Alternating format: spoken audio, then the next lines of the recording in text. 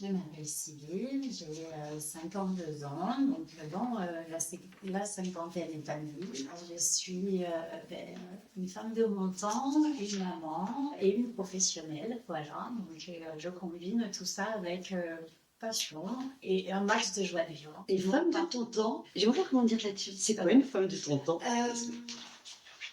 J'ai j'ai- j'ai, euh, j'ai envie d'être une femme libre, une femme autonome, une femme indépendante, une femme ambitieuse et une femme innovante. Voilà, donc moi c'est ma définition de la femme d'aujourd'hui qui a toute sa place dans tous les rôles, dans toutes les sphères et qui a, pour moi, quelque part, on a toutes un petit peu cette mission de bousculer l'ordre établi et de proposer des choses voilà, qui soient dans plus de d'être et dans plus d'innovation. C'est à nous je pense qu'on a ce rôle d'être force de proposition de quelque chose de mieux.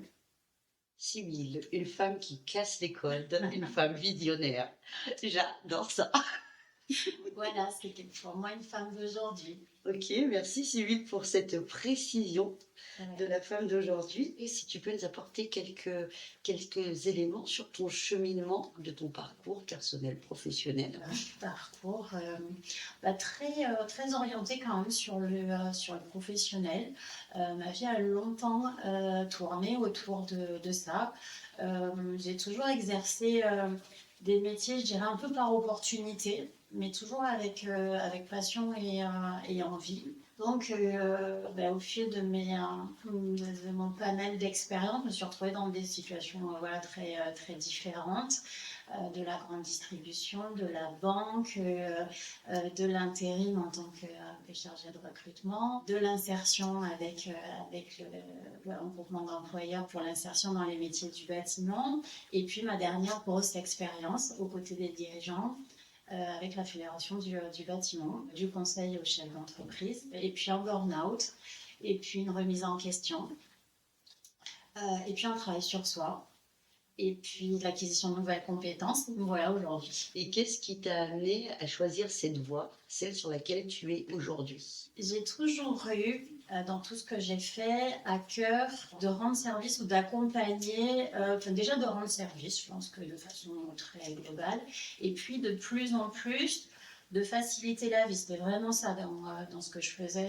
dans l'accompagnement des dirigeants, c'était comment rendre leur mission de chef d'entreprise plus gérable, plus acceptable, enfin en tout cas plus fluide, de leur donner des outils, des conseils parfois, ou même dans le cadre de la fédération, un environnement propice à leur développement et à leur épanouissement. Donc ça a toujours été, s'il doit y avoir une vocation, elle est là. Elle est d'améliorer le quotidien des gens. Et aujourd'hui, avec cette reconversion, on est sur la même philosophie finalement, mais de quelque chose de plus global et de plus entier, où on fait qu'un, voilà, qu'on soit professionnel ou perso. Et donc, envie d'accompagner sur l'ensemble, on va dire. Vous remarquerez que Sybille est pleine de mystères. On a tout un parcours super riche, très intéressant, varié. On évoque une reconversion, ouais. Mais quelle est-elle?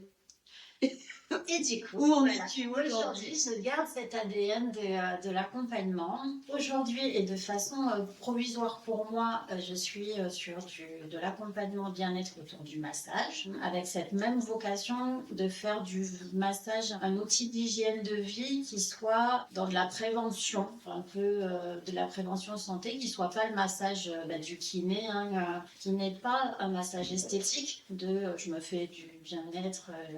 Voilà, d'être sur quelque chose d'un massage qui est voilà, plus profond, plus suivi, plus un outil de l'hygiène de vie pour notre équilibre. Ça peut passer par là. Et comment on fait cette transition de la Fédération du bâtiment accompagnée des dirigeants à avoir cette approche de ce nouveau bien-être autour du massage, de cette prise en charge? Comment tu as fait cette transition? Qu'est-ce qui t'a amené sur cette nouvelle voie?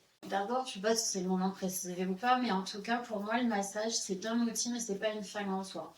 Pour moi, c'est vraiment une transition encore. Je suis en train de me former à la sophrologie, donc l'idée, c'est vraiment d'aller au-delà et de combiner peut-être après et de voir. Mais en tout cas, pour moi, le massage est un outil en soi, mais pour moi, voilà, c'est encore une transition. Je suis encore dans la transition. Après, le comment on y arrive, j'ai vécu une année entre le burn-out, donc avec 3 ans de travail pour se sortir d'un moment douloureux, on va l'appeler comme ça, avec beaucoup de travail sur soi, beaucoup de travail dans le milieu professionnel, dans le milieu perso, et puis vraiment de se reconnecter À l'intérieur aussi. à soi. Voilà, c'était vraiment important. Et puis il y a cette décision, voilà, de quitter mon emploi. Et il y a eu une année à la fois très longue et en tout cas très riche et très intense où j'ai un peu tout mené de front. C'est-à-dire que j'ai mené de front du travail de développement personnel, avec des accompagnements, le tien entre autres, mais j'en ai fait d'autres aussi. Donc un gros travail sur soi et puis l'acquisition de nouvelles compétences, donc de la formation. Il y a eu une formation de gestion de projet, il y a eu des formations, donc les formations massage, les différentes formations massage, mais il y a eu plein de conférences, d'ateliers, de micro-formations. Enfin bon, voilà, donc c'était vraiment une année où il a fallu nourrir un petit peu voilà, tout ça et le travail. Et je pense que ça n'arrive pas non plus comme ça. Voilà. Donc c'était une année dense et puis du coup ça crée des prises de conscience. Ça crée des envies, ça crée des perspectives. Voilà, on en est là. Et on en est là donc avec aujourd'hui ce que tu proposes donc essentiellement, hein, je pense que c'était clair, c'est les soins par le toucher, les massages. Oui. Est-ce que justement tu peux nous parler de ces techniques ouais. que tu dispenses aux personnes qui viennent te voir? Alors, moi j'ai été formée donc à 2 techniques. La première, c'est celle qui me parle le plus et qui me tient particulièrement à cœur, c'est le massage ayurvédique. Le massage ayurvédique qui vient de l'Ayurveda, cette médecine indienne, le pendant de la médecine chinoise. On repart 5000 ans avant Jésus-Christ. Enfin voilà, donc c'est vraiment des conseils de bon sens et d'hygiène de vie. Et dans leur médecine, outre l'hygiène, l'alimentation, le sommeil, enfin, la qualité du sommeil, le fait de bouger, ils rajoutent aussi la méditation et le massage dans leur quotidien. Vraiment, l'automassage pour eux, ou le massage, c'est l'équivalent de 3 minutes de brossage de dents. Enfin, voilà. Avec des effets sur le corps voilà, dont la liste est assez impressionnante. Donc ce massage, il est détente, il est relaxation et c'est pour ça qu'il est dans la sphère du massage bien-être, mais il est surtout équilibrant. Enfin, il laisse se dire on peut venir booster un certain nombre de choses, on peut venir avoir des actions un peu différent, un peu plus complète pour moi. Et après, je me suis formée au massage californien, qui est le massage le plus pratiqué, hein, parce que là, mondialement, du bien-être et de la détente. Mais lui aussi, il a une origine, c'est des médecins, c'est des psys qui ont mis en place le massage californien pour reconnecter corps et mental dans la détente. Donc voilà. Donc c'est 2 outils. Donc j'ai ces 2 outils de base. Oui. Et avec ça, effectivement, moi la petite plus-value que je fais, c'est une écoute particulièrement attentive des gens qui viennent me voir pour essayer de construire avec les outils que j'ai acquis en formation ou acquis par déjà expérience, échange. Combiner plusieurs techniques pour venir vraiment répondre et agir là où il y en a besoin. Du coup, voilà, il y a cet échange, cette technique pour répondre à des besoins. Ouais. Et justement, ces besoins, pourquoi tes clients viennent te voir? Est-ce qu'il y a des thématiques qui reviennent régulièrement? Ouais. Qu'est-ce que tu leur apportes concrètement à ces personnes? Je dirais qu'il y a des thématiques récurrentes, mais il y a surtout autant de cas que d'individus aussi. Et c'est ça qui est très intéressant, c'est de voir pour les gens qui acceptent de rentrer dans cette démarche d'un massage régulier, de voir les évolutions et de voir où est-ce que ces évolutions-là, elles peuvent se nicher un petit peu partout.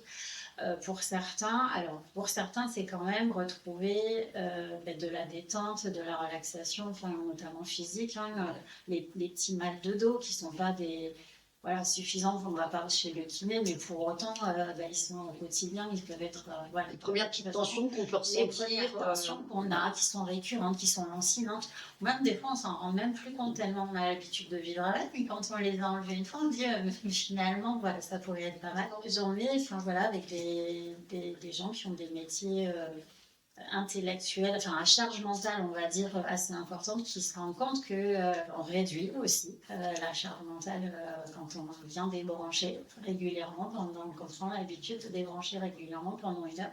Il peut y avoir du drainage sur des circulations, pareil, de la circulation sanguine, des choses comme ça. Enfin voilà, en tout cas, le panel est très très large. Voilà. Ouais, un panel assez large, Ouais. ouais, et qui répond vraiment à tous les besoins. Comme tu as dit, ça part des aînés aux dirigeants qui a besoin de... Pour moi, c'est vraiment un outil universel, le massage. Et on peut masser le nourrisson jusqu'à, en l'occurrence, de la fin de vie. Enfin, voilà. Et ça fait du bien à tous les moments. Donc cet outil, il est universel. Il est vraiment, pour moi, c'est vraiment... quelque chose qui... j'ai vu masser des enfants à qui suffit. Finalement, ils ont leur petite charge physique avec les cartables, avec... voilà, ils ont leur charge mentale à eux. Et eux aussi, ça leur fait du bien de venir lâcher ou d'apprendre à lâcher. Est-ce que justement, avec tout ce public, toutes ces personnes de qui tu prends soin, pour lesquelles tu prends soin, est-ce que tu as une petite anecdote marquante sur les bienfaits que tu as pu apporter à une de ces personnes? Oui, il y a un massage, moi, qui m'a particulièrement marquée. J'ai reçu une femme avec une activité intense, une charge mentale intense. C'était pendant la phase moi, de formation, presque pour me rendre service. Enfin, voilà, c'était si tu as besoin, je veux bien. Voilà. Mais bon, massage, a priori, c'est pas mon très très dans le mental, hein, très différent. Et je masse un corps complètement verrouillé, complètement tendu, mais tendu de la tête aux pieds, avec pas un centimètre de détente, avec tout le haut du corps bouillant et tout le bas du corps glacé. Vraiment.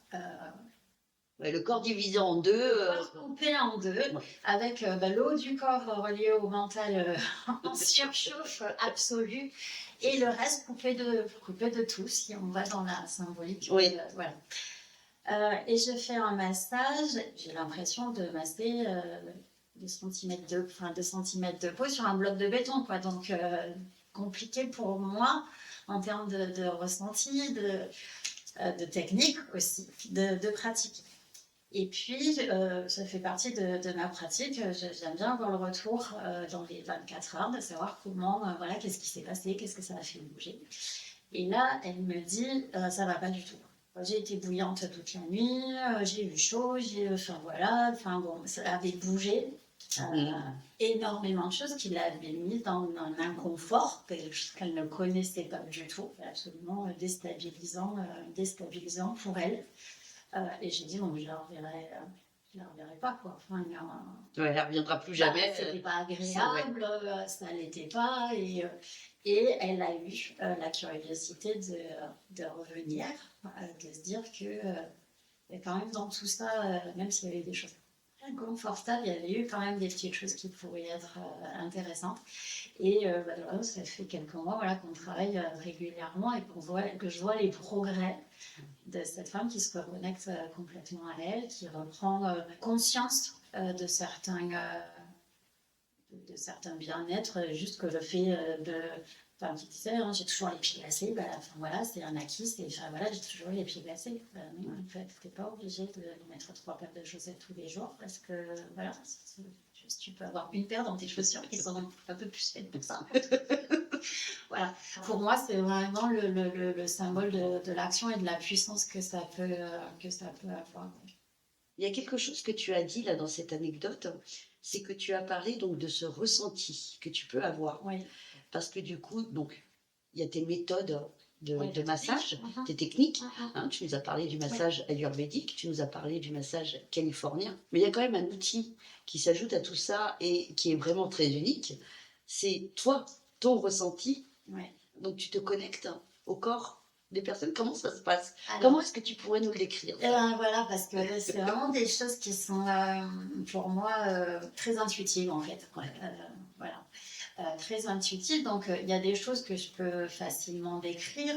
C'est-à-dire qu'une personne va se sentir tendue. Moi, je vais pouvoir sentir, elle va me dire, ouais, j'ai tendu dans le dos, mais qui va le cibler en disant, moi, mon ressenti, c'est ma tension peut-être dans la nuque et que dans la nuque. Bon, en termes de ressenti, moi, quand je vais pouvoir par le toucher, je vais sentir certes que c'est tendu dans la nuque, mais peut-être que l'ensemble du dos, voire même de l'ensemble du corps, est aussi très tendu, même si la personne a focalisé. Donc on peut avoir un écart entre le ressenti de la personne et ce qu'il peut y avoir concrètement dans le corps. Donc ça, c'est les choses les plus palpables. Voilà.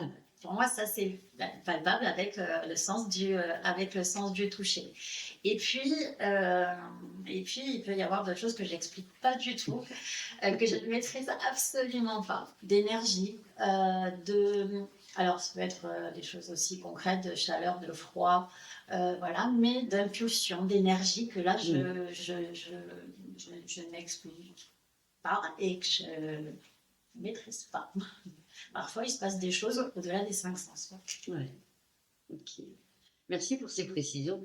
C'est très enrichissant et surtout, ça peut ouvrir la perspective aux personnes qui te regardent, qui t'écoutent aujourd'hui, de cette importance de prendre soin de soi et de savoir ce qu'il se passe pour soi à travers un massage. En fait, un massage, même si pour beaucoup, ça peut être juste oh, je vais me faire touffouiller.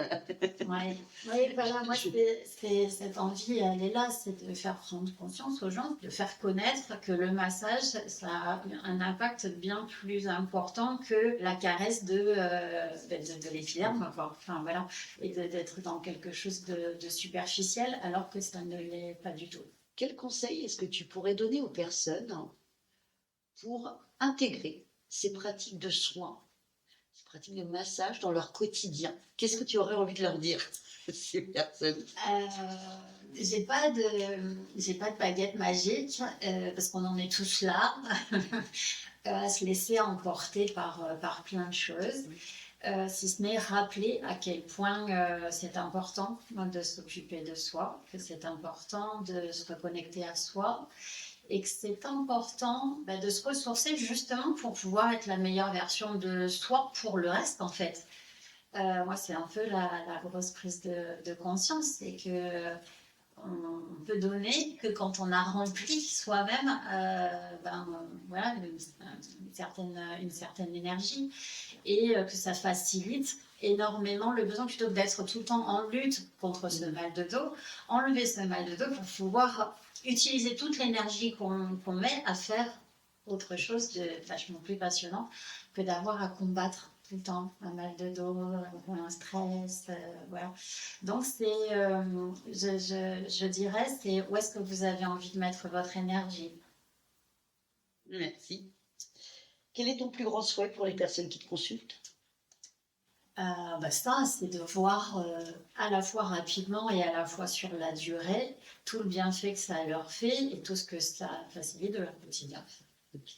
Où est-ce qu'on peut te trouver, Sybille? J'interviens en tout cas sur Corps-Barieux, puisque j'accueille dans un espace que j'ai aménagé chez moi pour le moment, et puis à l'espace Sénéa 2 jours par semaine, le mercredi et le jeudi. Donc ça, c'est où on peut me trouver physiquement et on peut me trouver sur les réseaux sociaux, sur le Facebook, sur le Instagram de Prana, sur LinkedIn aussi, par téléphone, mail, signaux de fumée, enfin bon... Signaux de fumée. Vous pouvez envoyer une jolie colombe. Exactement.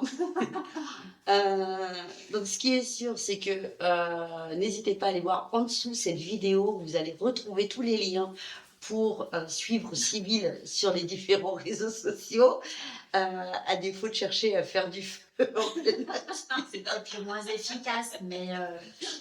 Et donc, en présentiel, tu as 2 lieux. Oui. Donc, à Corps-Barieux, un lieu que tu as aménagé, et l'espace Néa sur Moto. Oui, absolument. Dans cette pièce-là. Là où on se trouve aujourd'hui.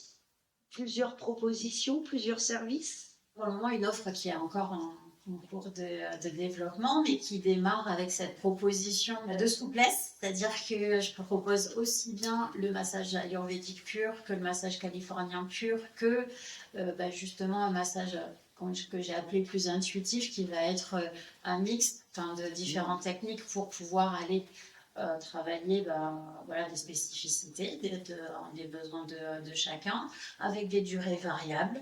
On va venir pour une demi-heure, 45 minutes, 1 heure, 1h20, 1h30, enfin après c'est à volonté. Une journée, faites-vous plaisir. Faites-vous plaisir, avec une durée qui permet de travailler sur l'ensemble du corps déjà très très bien autour d'une heure. Et puis des animations d'ateliers d'automassage de plus en plus, et puis une offre en cours. Vous savez, la primeur Tu éveilles notre curiosité, voilà, on veut savoir. d'accompagnement, de formules, avec des massages peut-être sur, c'est encore en cours de réflexion, mais sur un mois, en se disant pendant un mois on vient une fois par semaine et on travaille quelque chose de ciblé et avec un objectif, avec Une thématique spécifique. une thématique spécifique. Voilà. Ok. Voilà, donc ça c'est Scoop et à venir. Alors, il va falloir rester connecté. Allez vous abonner aux différentes pages de Sybille, Prana, Massage et Équilibre, pour suivre toutes ces nouveautés. Ok. Est-ce que tu as un dernier mot pour les spectateurs? 2 choses. Tu peux me parler de cette année fabuleuse, mais en tout cas 2 choses qui sont importantes pour moi, c'est le collectif. Et 2 expériences, cette expérience d'émergence et cette expérience des néants, qui permettent un développement en symbiose, je dirais, avec d'autres, de démultiplier les énergies, de démultiplier les envies. Donc peut-être parler, en tout cas rappeler à quel point ça me semble important. Et de travailler sur soi et d'être dans un environnement bien-être pour toutes les facettes, en fait, à la fois et professionnelle et personnelle. Merci pour ça, Sybille. Et souvent ce qui revient, le message, c'est important de se faire accompagner d'une façon ou d'une autre, de trouver de l'appui, de la solidarité, de participer, du soutien, de participer, bien sûr. En étant un peu, mais c'est important justement d'avoir ces 2 sens-là. Bien sûr. Un temps où on est plus peut-être on reçoit, un moment où on partage et un moment où on donne. Enfin, pour moi, le donner-recevoir, quelque chose qu'on entend souvent, du moins dans mon univers, qu'on va souvent entendre, le donner et le recevoir. Et merci de partager ça aussi. À très vite pour une nouvelle venue, une nouvelle interview. Du coup, partons pour la deuxième. On vous souhaite une super journée et on vous dit à très bientôt pour une nouvelle interview. Merci Sybille. Merci, à très bientôt.